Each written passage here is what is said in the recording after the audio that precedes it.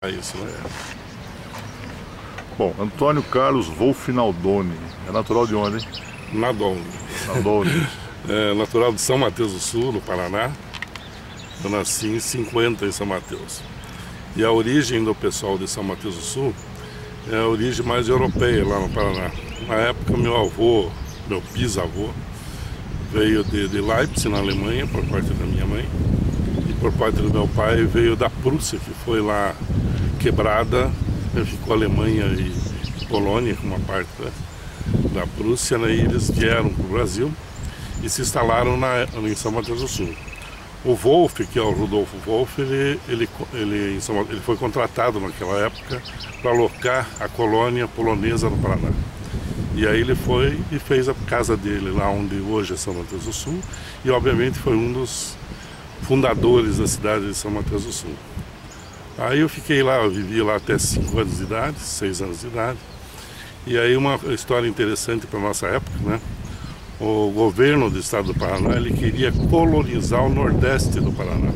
O nordeste do Paraná era pura mata atlântica, né? Porque a terra era muito boa e as árvores que nasciam nessa terra boa eram araucária, imbu e etc.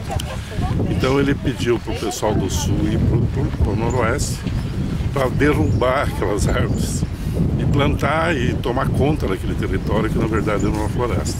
Então em 57 meu pai resolveu ir.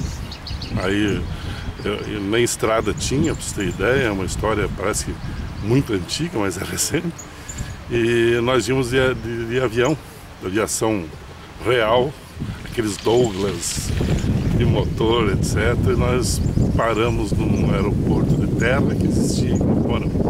Então lá nós estabelecemos, e o sistema lá era o seguinte: você contratava um topógrafo, locava a área que você queria, a fazenda que você queria, aí pegava esses documentos e em Curitiba o governo do estado escriturava essa terra. E aí tinha a parte mais interessante, que era tomar posse da terra. Então houve nessa época lá muita briga, etc., porque o pessoal tomava posse, o outro ia, se apossava. Então houve um distúrbio muito grande em Campo Mourão nessa época. E nós, então desde 58, 57, nós estávamos em Campo Mourão, meu pai tinha fazenda e minha mãe tinha uma loja de calçado, né? Que ela fazia manutenção da casa e meu pai plantava, colhia e vendia. Só que quando eu falo que eu sou filho de fazendeiro, o pessoal deve ser rico, né? Na verdade, no Paraná, meu pai era um agricultor, um colono, ele trabalhava na fazenda. E a hora que se colhia, você não tinha estrada, não tinha infraestrutura para você vender e mandar para fora. Aí entrava o atravessador que tinha dinheiro, então você alavancava toda a produção no banco, né? Financiado no banco. Aí você colhia, para pagar o banco você tinha que pagar em seguida, não tinha dinheiro, o atravessador vinha e comprava aquilo a preço de banana e você pagava o banco e começava a plantar outra vez. Então meu pai era corintiano, ele falava, pô, agricultor e corintiano é a mesma coisa. O ano que vem nós vamos se ganhar. E isso ele ficou a vida inteira nessa luta entre plantar, tentar vender e tentar se viabilizar. E eu nessa época em Campo Mourão fiz, aliás, a educação no Brasil era muito boa. Campo Mourão, no meio de uma floresta, nós tínhamos lá todas as matérias, como o currículo é muito bom, né? Como latim, francês, inglês, educação moral e cívica, né? Coisa que está faltando muito hoje. E aí todas as outras matérias normais de uma grade escolar. E aí até 1965 eu fiz em Campo Mourão, e aí eu tive que ir para Curitiba para fazer o colegial lá, naquela época era o científico, né? E aí, por precaução, porque eu não sabia se continuaria os estudos, eu fiz a contabilidade e científico. Então a infância foi vivida lá em São Mateus e a adolescência em Campos Mourão. Campo Mourão, até os 15 anos de idade. Mas era só trabalho lá em Campo Mourão ou o adolescente tinha sonhos? Não, você veja bem, era bem cidade do interior. Eu, por exemplo, é uma coisa interessante, eu já trabalhava desde 9 anos de idade, e isso... Da agricultura? Não, ali eu trabalhava na cidade, porque meu pai ia para a fazenda, minha mãe ficava trabalhando na loja dela, e eu estudando na cidade, né? Meu pai ficava uma semana, 10 dias na fazenda. Então eu comecei a fazendo, a ganhar o dinheiro próprio, era incentivado por ele, né? desde engraxate, eu trabalhei em açougue, desossando, podia menor trabalhar naquela época. Trabalhei em lojas de tecido, arrumando aqueles tecidos, aquelas tábuas de tecido que existia. Trabalhei em farmácia aí. E aí quando eu fui para Curitiba, eu tinha 15 anos, eu soube que meu pai, na verdade, esses trabalhos que eu tinha, meu pai é que remunerava o dono. Foi só uma questão de aprendizado, de aprender a ter o meu dinheiro. Ele nunca me deu mesada. Eu sempre ganhei do meu trabalho. Então eu ia em cinema, eu comprava bala, etc., com meu dinheiro. Então foi uma coisa interessante, uma educação que eu acho que está faltando muito hoje. E dava tempo de ter sonhos, Barão? Você veja bem, nós éramos uma comunidade no meio do mato, né? Então era uma comunidade muito unida, não tinha problemas vamos dizer, de conflitos grandes entre família, segurança na cidade era muito grande, as pessoas todas se conheciam. E meu pai foi uma pessoa que atendeu muito o pessoal da fazenda, porque naquela época chegavam os caminhões até de Minas, porque lá é uma cidade muito miscigenada e tem muito mineiro lá, sabe? E a cultura paranaense mineira é muito igual. Então chegavam esses caminhões com família, meu pai levava para a fazenda, então tinha na fazenda 10, 15 casas de pessoas que iam manualmente fazer todo aquele trabalho de plantio, etc. E esse pessoal, no final de semana, voltava para Campo Mourão.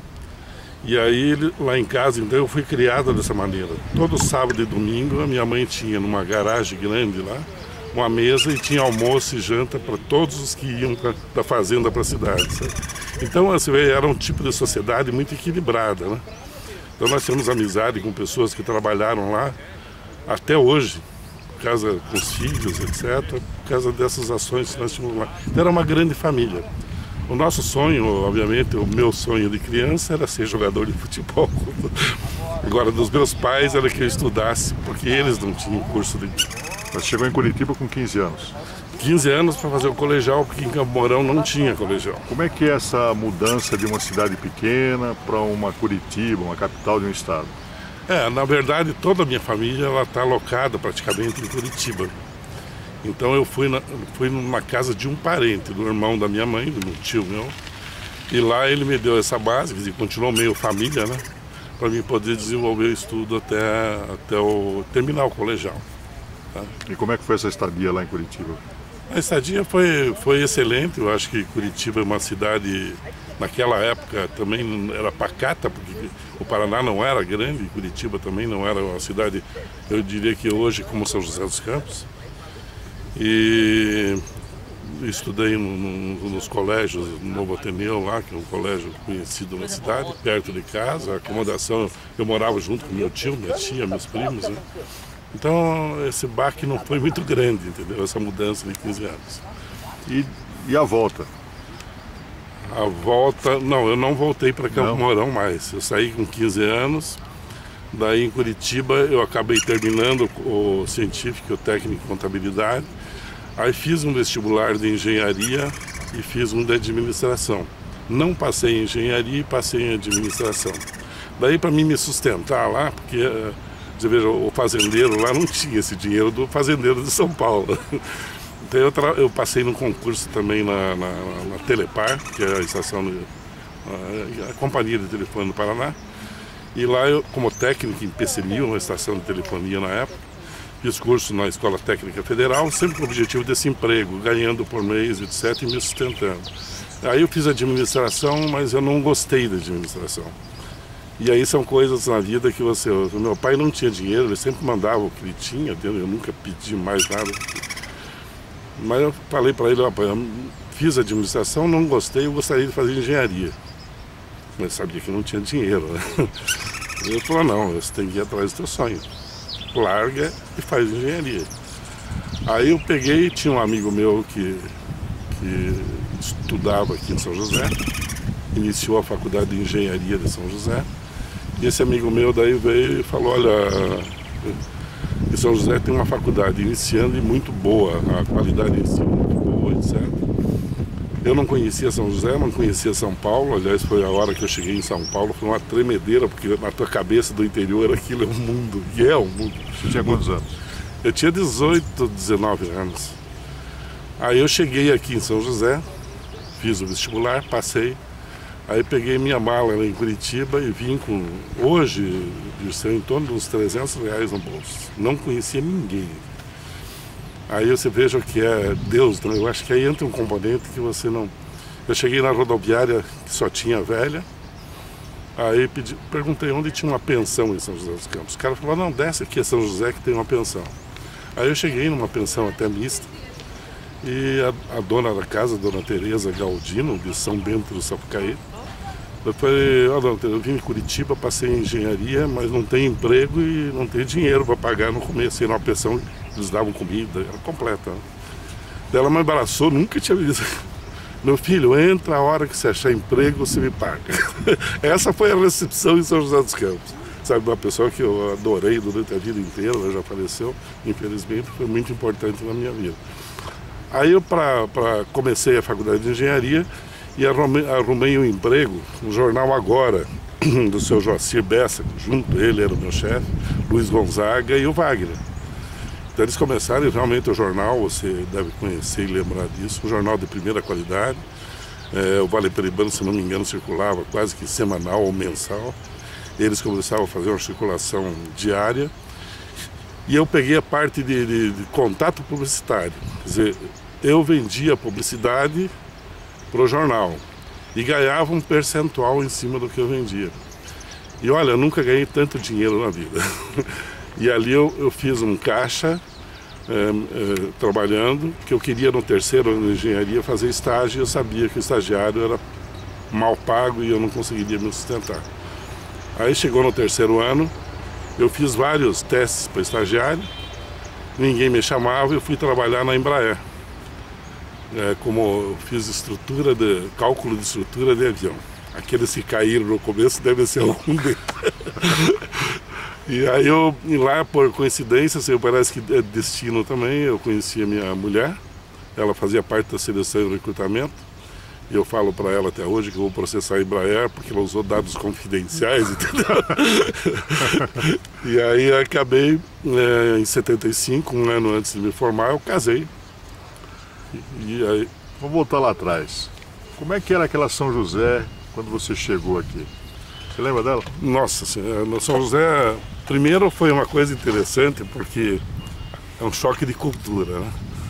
No Paraná, você sabe que a mulher, em Curitiba principalmente, a mulher que andava à noite era mulher de programa, era prostituta. Então, e eu cheguei num sábado aqui na pensão da dona Tereza, e aí vim conhecer a cidade, subi ali perto da rodoviária, e quando eu cheguei na Rua 15, estava um monte de mulher do lado esquerdo, um monte de homem do lado direito, falei, cheguei no paraíso. Era o fute, né? Aqui era um costume local, né, que eu não conhecia. Então essa foi... Agora, a São José era muito humana nessa época, né? Você vê a própria a recepção da dona Tereza, que foi um negócio que me marcou, né?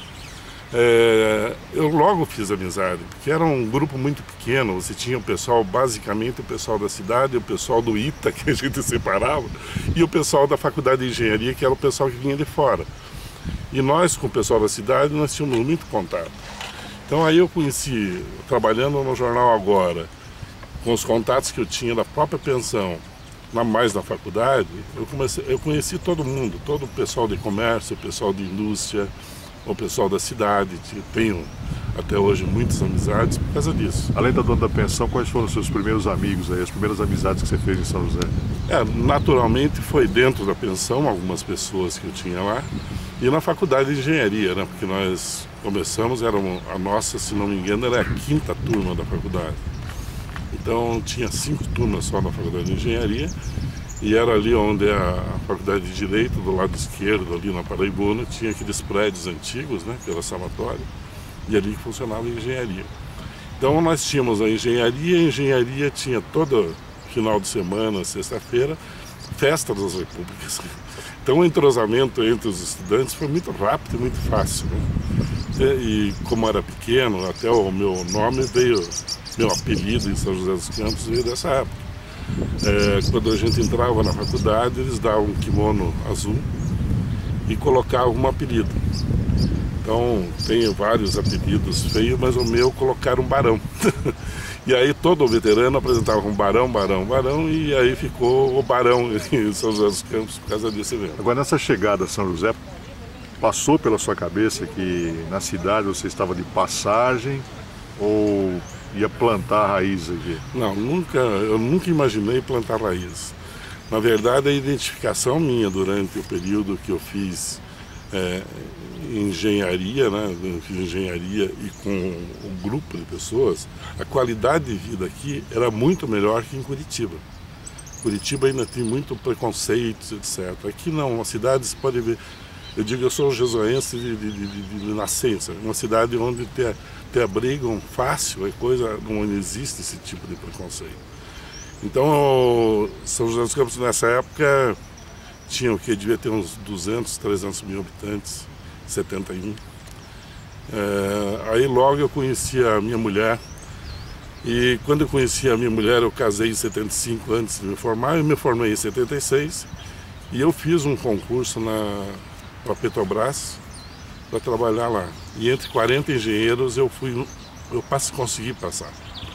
Aí me indicaram, só que a minha mulher estava grávida naquela época, me indicaram para ir para o Rio de Janeiro 6 meses fazer um curso. Aí eu desisti, porque eu falei, eu não vou deixar minha mulher em São José, grávida, para primeiro filho, e não queria sair de São José. Então eu acabei indo fazer a Orion, né, que é uma fábrica aí que eu participei desde a terraplanagem. E aí fiquei em São José, quer dizer, eu acho que dos formandos aí deve ter no máximo umas 10 pessoas que continuam em São José dos Campos, o resto todo saiu. Você teve uma passagem pela Orion também, né? A Orion eu tive 10 anos na Orion. Orion eu tive a oportunidade até como engenheiro, tecnicamente, eu sou responsável técnico pela mudança de uma fábrica, das 2 fábricas que ela tinha em São Paulo. A Orion é uma empresa de 100 anos, né? E ela estabeleceu ali em Janimel e eu peguei na época da terraplanagem. Então eu construí a fábrica e a oportunidade que eu tive é de transferir uma fábrica, ela estando trabalhando. Então você, por exemplo, você desativa uma máquina em São Paulo que faz um produto, esse produto você tem que avaliar quanto estoque você tem que fazer para você manter o mercado aberto. E aí você desliga a máquina, liga a máquina e nesse período você tem que voltar com o produto para não perder o mercado. Mas isso, se imagina, eu mexi em 2 fábricas de 100 anos de idade, era muito grande. Então nós fizemos esse trabalho de 79 até 89. E aí naturalmente eu fui crescendo, à medida que a empresa vinha para São José, eu fui assumindo cargo administrativo dentro da empresa e acabei como financeiro administrativo. E eu tinha um compromisso com os acionistas, que eram majoritários, uma família brasileira, um acionista majoritário, de a hora que terminasse a obra eu sairia. Daí em 89 eu terminei realmente a Orion, toda a mudança das 2 fábricas, e aí eu saí da Orion e montei a Barão. E como é que foi essa ideia de tornar-se empresário? Por quê? Eu sempre fui empreendedor. Você vê que antes de me formar eu tive aqui uma empresa com o Zé Hilton Cúpio, não sei se você conhece, com o Rubens Cividanes, irmão do Zé Cividanes da Jones.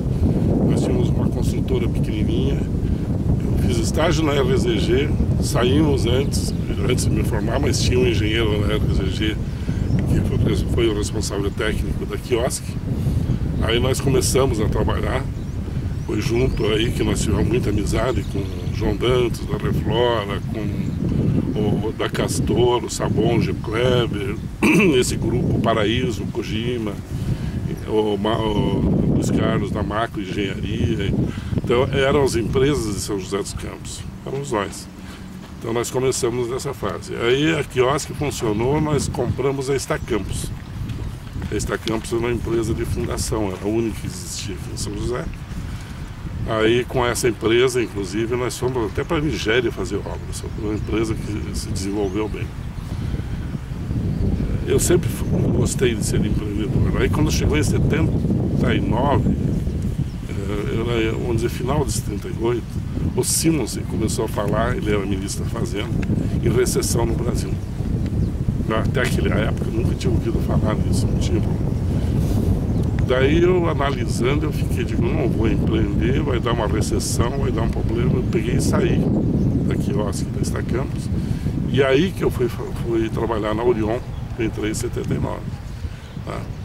Então aí na Orion teve essa passagem de 10 anos, a mudança de 2 empresas, toda a parte administrativa e financeira ficou comigo. Em 89 eu fundei a Barão. Aí quando eu fundei a Barão, você volta àquela origem tua no Paraná. Meu pai fazia uma atividade social, na verdade, né? Que tinha lá, desde hospital para levar o pessoal que necessitava, comida lá em casa, era aberta a minha casa. Eu peguei e digo, vou montar uma empresa diferenciada. Então uma empresa eu montei onde 50% do lucro que eu oferia era investido numa atividade social para crianças. E eu fiz isso em 2 anos, eu capitalizei a empresa antes. Daí eu comprei os terrenos lá no Primavera 1. Fui construindo devagarinho, aí obviamente para não descapitalizar. E aí em 2000, mais ou menos, eu não lembro bem essa data, 1998, 97 por aí. Nós terminamos a obra lá e eu comecei a atender as crianças numa primeira fase sem crianças. Aí a obra foi crescendo e é uma atividade social, um negócio muito gratificante. É muito gratificante, a pessoa não imagina aquilo. Você parece que, não, eu ponho dinheiro, não é você põe dinheiro, você recebe. E lá nunca houve conotação política, nunca dei presente individual para a criança, para agradar. Era tudo natural. Eu chegava lá, quando eu estava estressado da empresa, eu chegava lá e eu tinha um retorno muito grande. Aquela criançada se rodeava de mim, fazia uma festa. E aí você vai crescendo isso, mas você não sente. Aí um dia eu levei um amigo meu lá e falei para ele que nós mantínhamos ali o centro social, o pré-escola e o ensino fundamental. E o ensino fundamental montessoriano, que eu fiz um acordo com a Miriam da escola Monteiro Lobato, que o método é montessoriano. A Miriam me deu todo o equipamento, que é um método caro, né? Que nasceu lá na Itália, com Maria Montessori, em bairro carente. Se tornou elitizado pelo custo, porque ele atende individualmente a criança. Então cada criança tem os seus brinquedos e a sua evolução, e isso é respeitado dentro do contexto. Então a parte do ensino fundamental é o método montessoriano, e lá não tinha nenhum tipo de financiamento político, acordo, não existe a parte do fundamental. Então nós bancávamos isso. Ela dava todo o material, dava a imersão dos meus professores na escola Monteiro Lobato, e nós batemos um recorde aí quando ela me falou que o 3º ano nosso lá estava melhor que o 3º ano da Monteiro Lobato. Foi muito gratificante, que eles vinham visitar Monteiro Lobato, o pessoal do Monteiro Lobato ia para a nossa escola, e foi muito, muito importante essa fase. Aí nós fomos crescendo. Aí um dia eu levei um amigo meu lá, contando para ele de forma, nós temos aqui registrado 350 crianças, das quais 225 crianças estudam. 100 e poucas crianças, 100 crianças na pré-escola e 125 no ensino fundamental. 1º, 2º, 3º, 4º ano do ensino fundamental. Aí ele falou, pô, você tem ideia do que é isso? Aí você acorda, eu falei, pô, porque você vai no embalo, você vai no amor, você vai naquela condição de fazer o bem, e você vai se envolvendo e você não vai sentir da dimensão. E somando responsabilidade. Não, o pior foi o erro meu, né? Você tem que pensar em sustentabilidade. Enquanto eu tinha dinheiro, eu estava botando lá, sem problema. Agora, enquanto eu não tivesse, acabaria. Entendeu? Então, eu acho que o sonho tem que vir com muita razão. Tem que pensar na sustentabilidade, foi um dos erros meu. Aí nessa época, então, nós mantivemos isso durante 16 anos lá. Tinha o centro social, onde nós alimentávamos a criança, e a alimentação não era sopa, era arroz, feijão, carne, verdura e suco. O suco eu dava de frutas naturais, que tinha todo um convênio, um sistema que funcionava de graça, não é heroísmo. Nós íamos no Ceasa, eles já separavam as caixas para a gente. Tem o Sesc Mesa, que fornecia para... Então você podia alimentá-los. E aí, nessa época, entendeu? Eu queria ressaltar isso, que é uma coisa que o Brasil deveria fazer. A Embraer bancou, esse jantar nosso ia mais ou menos 200 crianças por dia. Segunda, terça, quarta, quinta e sexta. A Embraer, ela tem lá 10 mil empregados, ela faz as refeições para 10 mil empregados, mas obviamente ela tem que ter um deltazinho de segurança. Então ela trabalha, eu não sei bem o percentual, mas vamos dizer, só para arredondar, que se fosse 10% a mais, daria para alimentar mais 1.000 pessoas. E esses 10% a mais sobravam dentro da panela. E hoje no Brasil, isso que acontece na Embraer, em todas as indústrias, acontece nos restaurantes, se joga fora essa comida.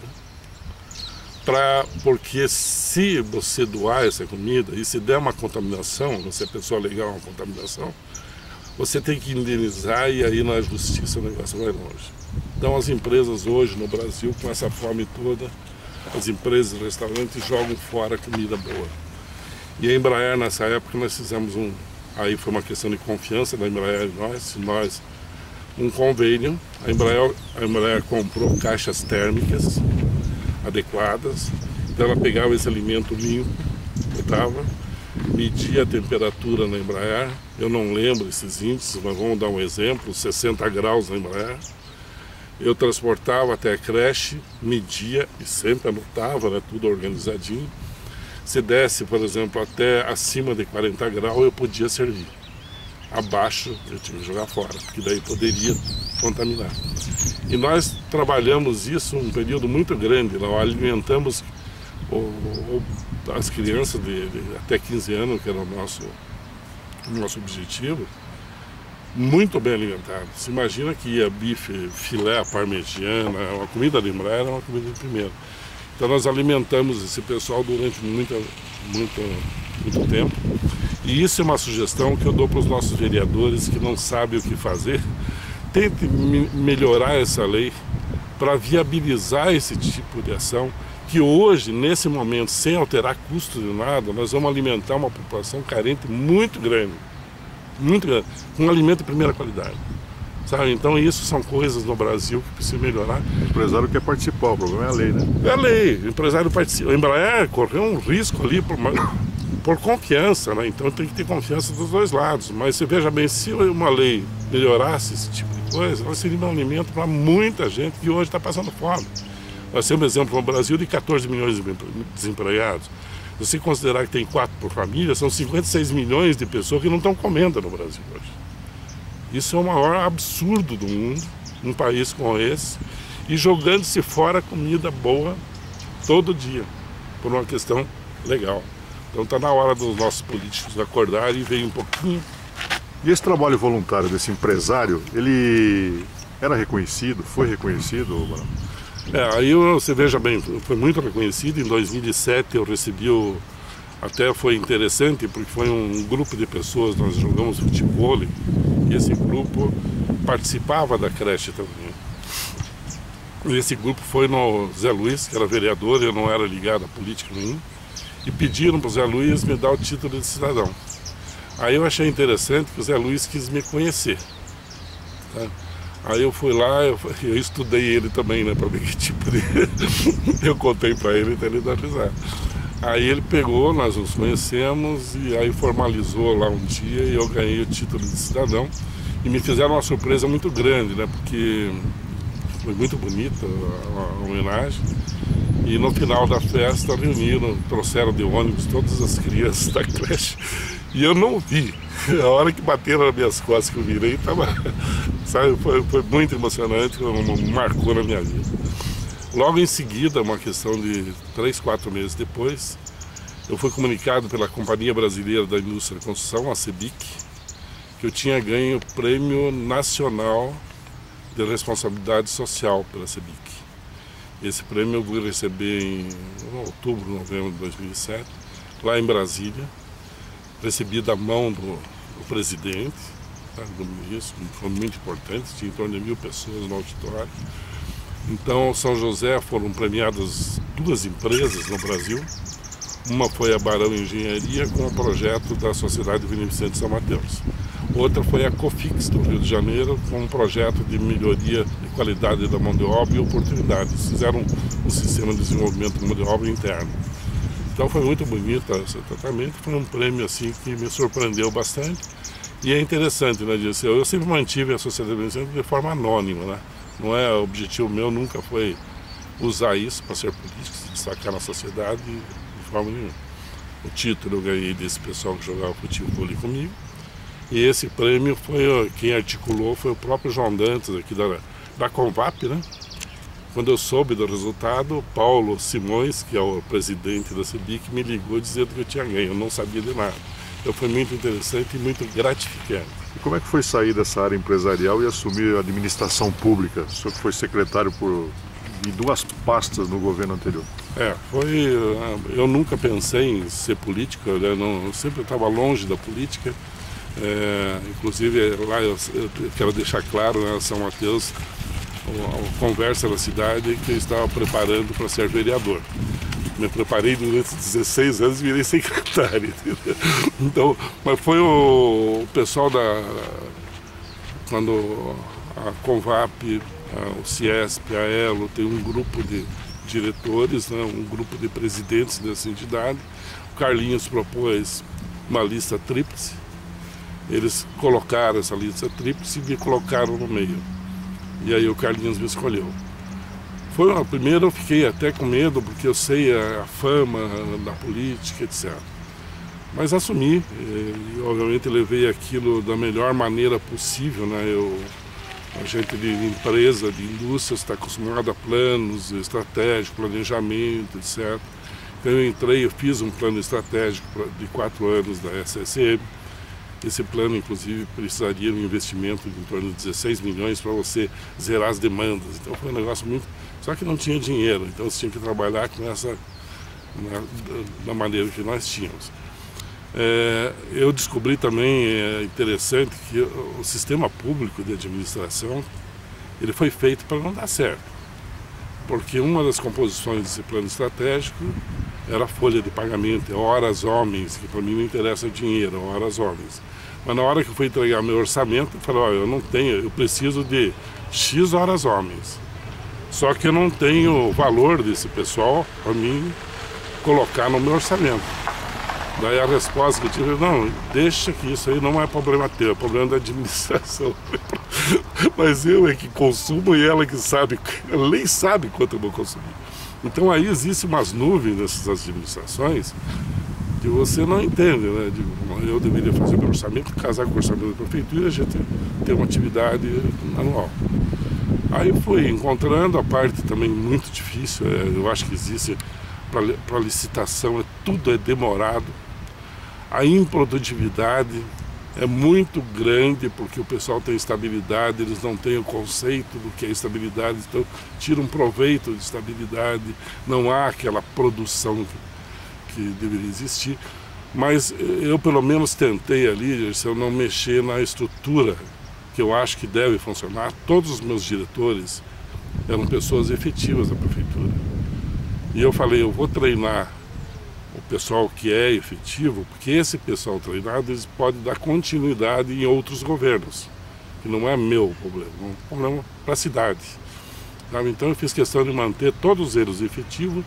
Nós passamos ali 4 anos trocando muitas informações a nível administrativo, etc. Eu acho que foi assumido por esse grupo muita coisa boa, obviamente eles me ensinaram também muita coisa boa, e nós conseguimos tocar esses anos, e nós tínhamos índices, né, com toda a indústria. Então a pessoa quando falava em rádio, politicamente, que ele estava ruim, eu sabia que não estava, ou onde estava ruim, eu tinha consciência que estava e nós consertávamos.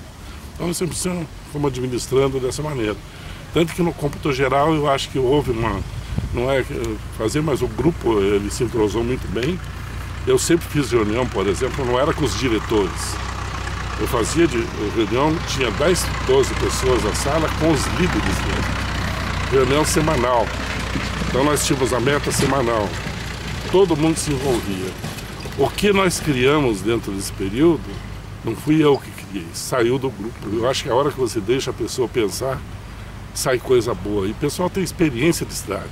Não sou eu que vou entrar lá de fora e falar o que é bom para a cidade. Eles estão vivendo a máquina administrativa.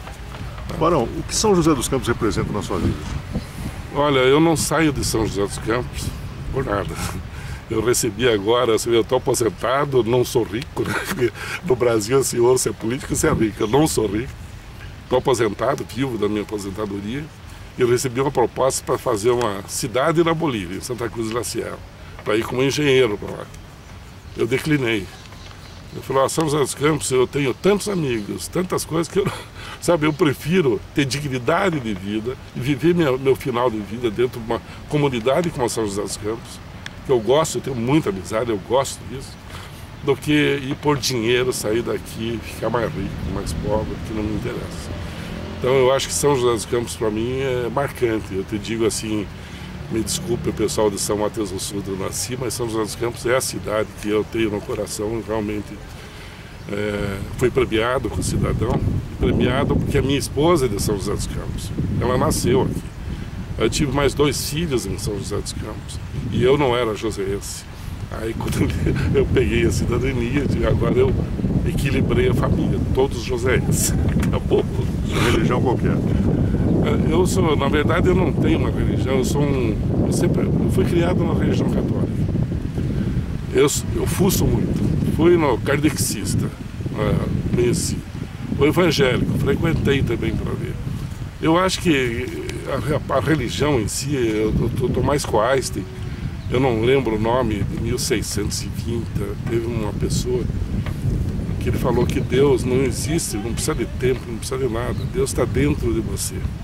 E é você que tem que fomentar essa migalha e fazer o que está acontecendo. Esse era o Deus do Einstein também.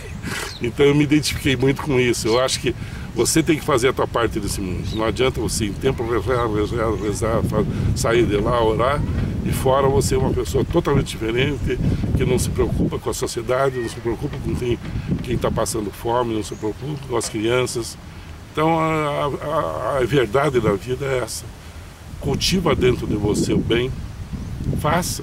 A matéria efêmera, a matéria não tem sentido, né? Porque se a gente contar a nossa vida, nós vamos ter daqui, eu estou com 70 anos quase, eu vou ter mais 10 anos de vida.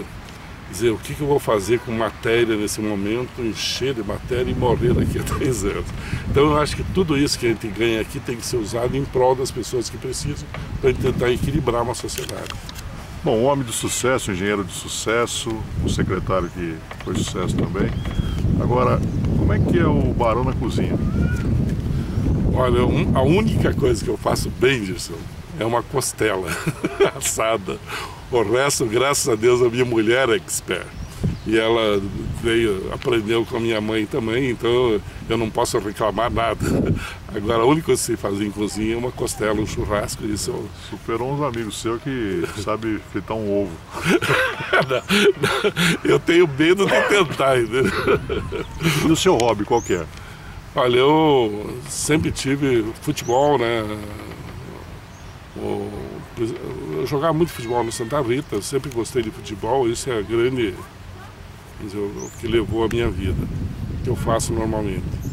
Parei agora, porque contusões, peso, idade, você somou tudo, infelizmente eu parei.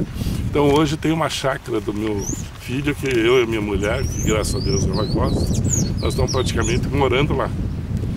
E lá na chácara nós temos a horta, tem um gadozinho para engordar, tem o pomar que nós fazemos. Você acha serviço o dia inteiro. Tá? É um lugar muito bom, tem uma água maravilhosa, perto da cidade. Então hoje nós estamos nessa fase de estar vivendo junto com a natureza. Música, cinema ou teatro? Música, cinema ou teatro? Teatro. Teatro eu acho eu me identifico mais, né, que é coisa ao vivo, é coisa que você está vendo, não é nada elaborado, programado, editado, etc. Você gosta de viajar? Adoro viajar. Uma viagem marcante? Uma marcante, eu tenho que contar o porquê, senão foi para a França. Mas foi uma coisa, eu estava numa loucura na empresa, sabe que aquela época difícil, dinheiro, não sei. E eu comprava por mês, assinava um site da Wine, né? E eles mandavam 4 garrafas de vinho por mês, em torno de R$200.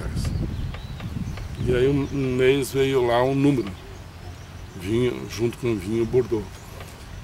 E esse número estava concorrendo a uma viagem à França. Aí o cara, eu estava até na Ambev, aí o cara me liga, você ganhou uma viagem para a França? Eu falei, me desculpe, se passa por e-mail. Pô, eu numa dificuldade tremenda, o cara falou. Aí não, você ganhou, aí foi conforme. Olha, foi uma viagem de 8 dias, foi classe executiva, os melhores hotéis, foi o sommelier com a gente, foi o diretor da empresa e mais 3 casais do Brasil. E eu fui um dos premiados. Então nós fomos até Bordeaux, por conta daquela vinícola grande, né, Barão de Rothschild. Aí ela que bancou isso aí. Nós fomos visitar fábricas, colonos, Bordeaux, foi muito marcante e num momento assim, totalmente fora do quadro. Tem um amigo meu que falou, não adianta, pô. Você não vai resolver a tua vida em uma semana. Você pode ir e voltar, que os pepinos vão estar tudo aqui. E eu não podia vender, porque a primeira coisa eu vou vender esse negócio, eu não podia vender também, tinha que ir. Aproveitou. Aproveitei. Qual lugar do mundo que você gostaria de conhecer? Olha, do mundo eu gostaria de conhecer a Espanha. A Espanha, na Europa, ali, Portugal, eu teria interesse. Alemanha, um negócio que até por causa da origem, né, da família inteirinha, né, seria interessante. Isso. Se tivesse que mudar de São José dos Campos, não podendo ser em São Mateus e nem Campo Mourão, qual cidade que você escolheria? Você complica. Eu iria para Monteiro Lobato, pode ser? Olha, sem ser São Mateus, Curitiba, né? São Mateus, Camorão, talvez Curitiba. É mais similar. Sorocaba é uma cidade boa também, né? Mas muito parecido com São José dos Campos. Eu acho que até parece uma coisa meio... eu acho que a dedicação pessoal com a Madre Teresa de Calcutá fez, que você lê, não é demagogia, não é nada, mas é uma dedicação. Se você pensar nisso, meditar um pouquinho, você vai ver que é uma dedicação fora de série. Mas o Kim, uma pessoa que eu admiro muito aqui em São José dos Campos, é o Osiris Silva. Esse realmente foi o meu norte sempre, o que eu tenho a oportunidade de ler, etc. Conheci ele, né? Conheci ele desde a Embraer, né? De ouvir falar, e ele foi uma pessoa que dignificou São José dos Campos, a grande semente da Embraer. Infelizmente, por problema político, isso me deixou, isso que eu não entendo em política, isso me revolta isso. Ele falou o seguinte, ele, presidente do conselho do World Trade Center, ele falou, eu plantei uma primeira semente em São José dos Campos, que foi em Embraer. Eu gostaria de plantar a segunda semente, que é o World Trade Center em São José dos Campos. Tudo pronto para ser implantado aqui, politicamente não viabilizaram. Hoje estaria sendo investido aí quase 2 bilhões de reais, gerando 8 mil empregos, estaria movimentando a cidade, por uma questão política não fizeram. Então isso desagrada, eu não vejo o porquê disso de não ser feito. E não é só esses 2 bilhões de investimento, que atrás do World Trade Center tem várias empresas de apoio. Fora o mensal, né, os executivos internacionais conhecendo São José, nós temos um aeroporto aqui, sabe? Então seria uma realidade diferente, mas a pequenez política levou a nós, provavelmente, perdemos o investimento dessa magnitude. Pessoas marcantes na tua vida? Marcantes, você tem uma família, obviamente, isso todo mundo fala, né? É o pai e a mãe, nós tivemos muita união, a minha mãe é uma pessoa fabulosa, meu pai também foi um cara muito brigador, e principalmente de retidão, de integridade, de honestidade, são raízes que ficam, né? Você não consegue sair disso, é interessante. Antônio Emílio de Moraes foi uma pessoa que eu admirei, nós perdemos uma grande oportunidade de ter um presidente, acredito que capaz e idôneo. Osiris Silva, que eu já citei, né? outras pessoas, o Lerner também, o Jaime Lerner, em Curitiba, eu acompanhei aquela evolução inteirinha de Curitiba, ele modificando todo o sistema e modernizando no Brasil, foi a primeira ação. Então essas pessoas que eu lembro agora. Bom, para fechar, Barão, uma grande saudade. Uma grande saudade. Eu queria só fazer um adendo antes de fechar. Eu tive em 2016, eu recebi a maçonaria, ela tem um braço social que é a Fundação Acácias.